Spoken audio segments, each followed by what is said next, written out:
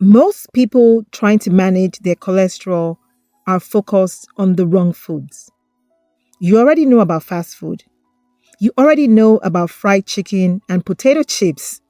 You stopped eating those, and yet your cholesterol is still high.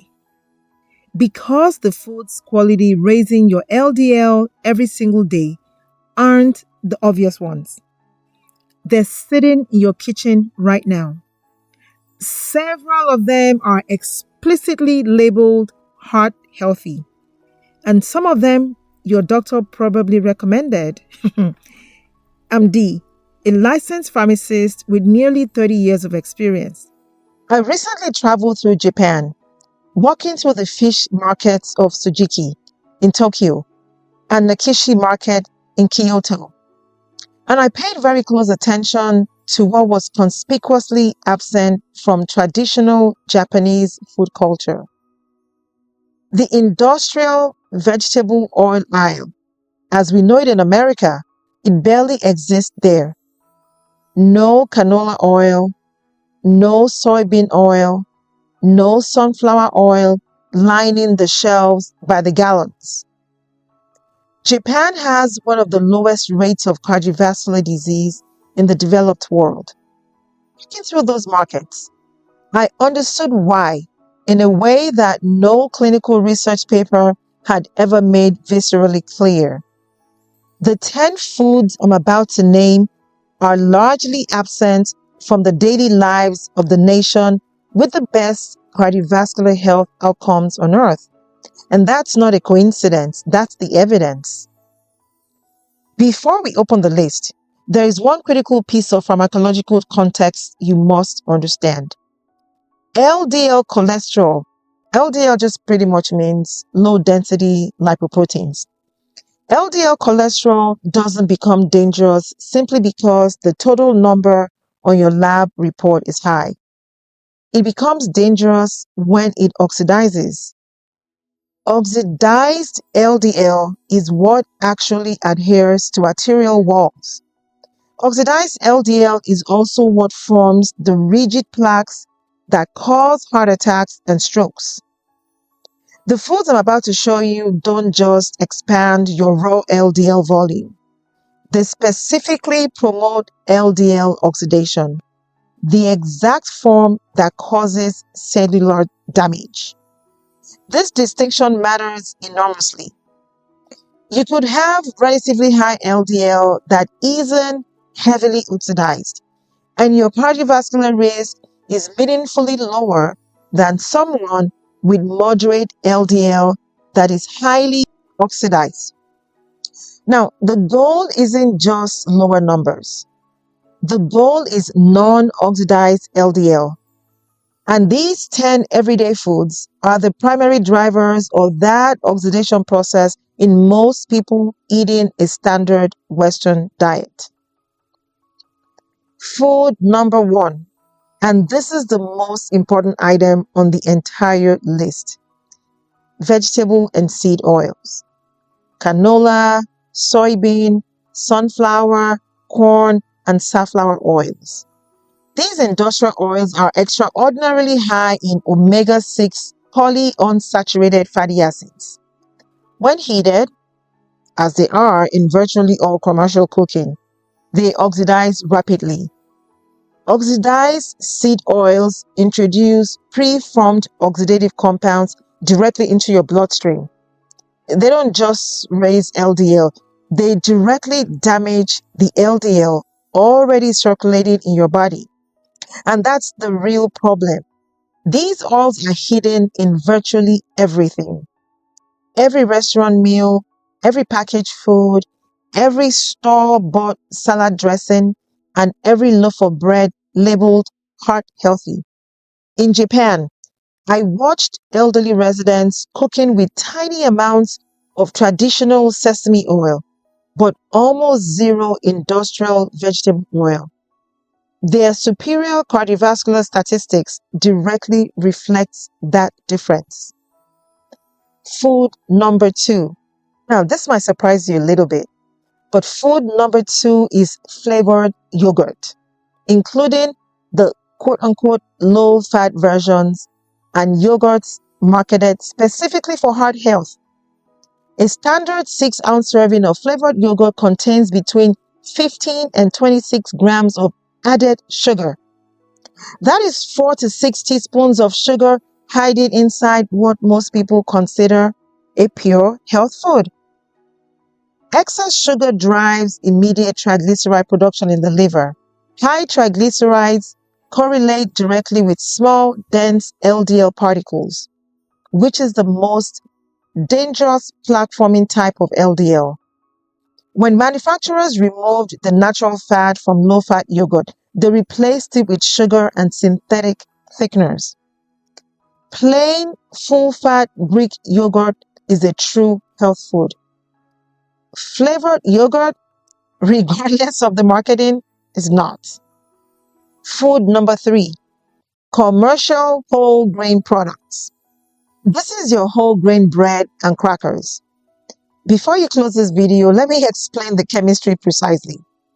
Check the ingredient list of virtually any packaged whole grain product in your pantry. The second or third ingredient listed is almost always soybean oil or canola oil. You're consuming inflammatory seed oils with every single slice, cracker, or the wrap. Additionally, the glycemic response of most commercial whole grain bread is nearly identical to white bread. It triggers a sharp blood sugar spike, an insulin spike, and subsequent triglyceride production. Sourdough from a proper bakery with a clean 3-ingredient list is a completely different product. Commercial packaged whole grain bread is simply a seed oil delivery vehicle with a health halo. Food number 4 is fruit juice, including 100% natural, organic, and cold-pressed varieties. Juicing completely strips away the protective structural fiber of the fruit, and it delivers concentrated fructose straight to your digestive system. And fructose is metabolized almost exclusively in your liver. Excess rapid fructose exposure drives intense hepatic triglyceride production, which elevates those small, dense LDL particles. A single glass of OJ, orange juice, contains the concentrated sugar of 4 to 5 whole oranges without any of the fiber required to slow its metabolic absorption, assuming you were eating the whole fruits. Now, in Japan, people eat the whole fruit. They discard the juice because the fiber is considered inseparable from the plant's nutritional value. Just eat the fruit and skip the juice.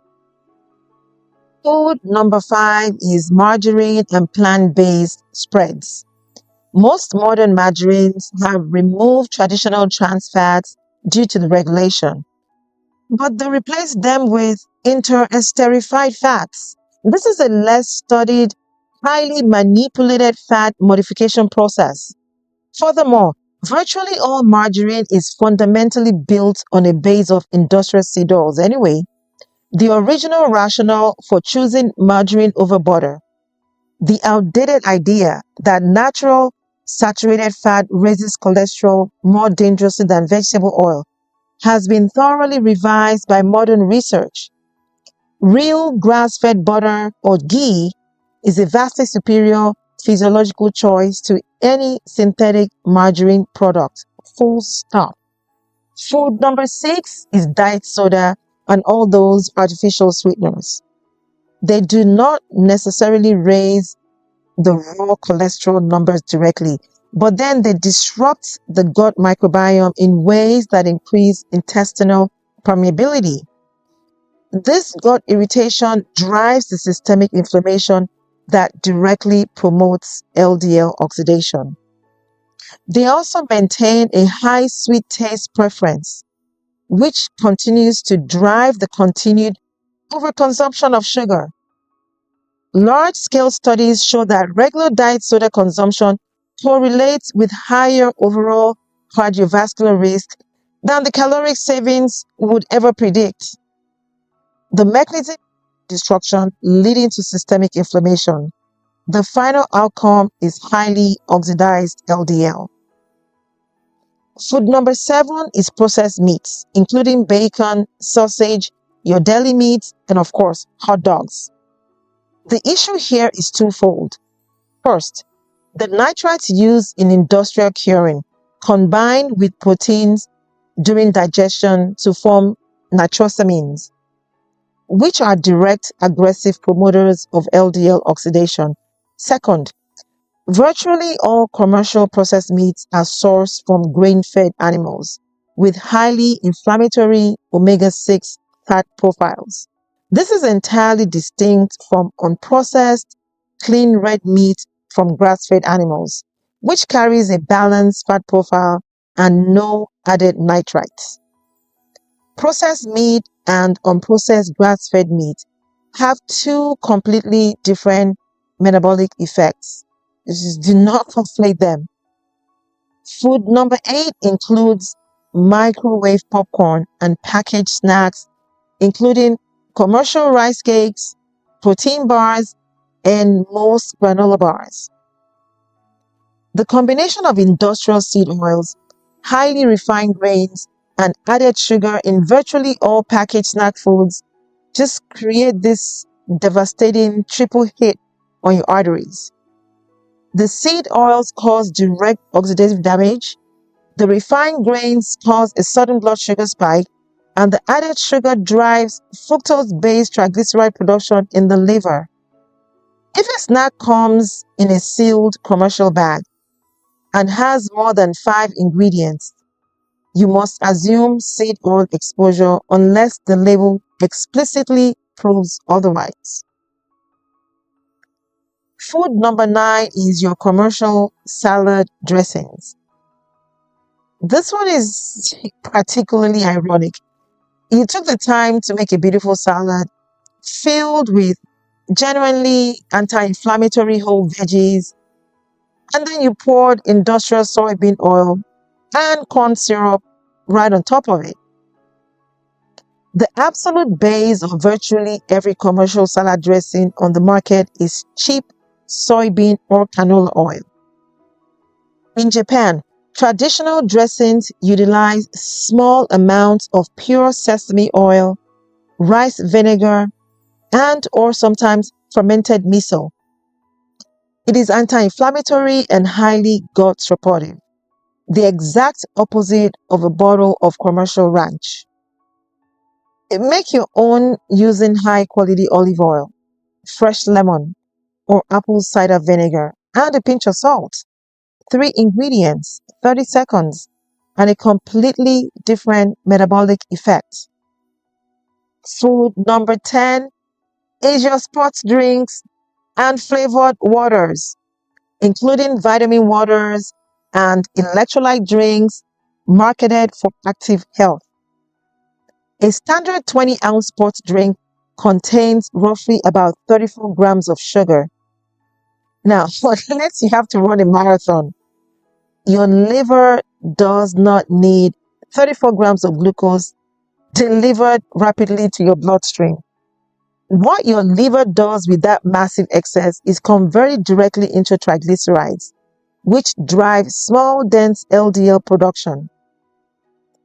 Plain water with a tiny pinch of natural sea salt provides the exact electrolyte benefit you need without the negative triglyceride consequence. That's all your body actually requires.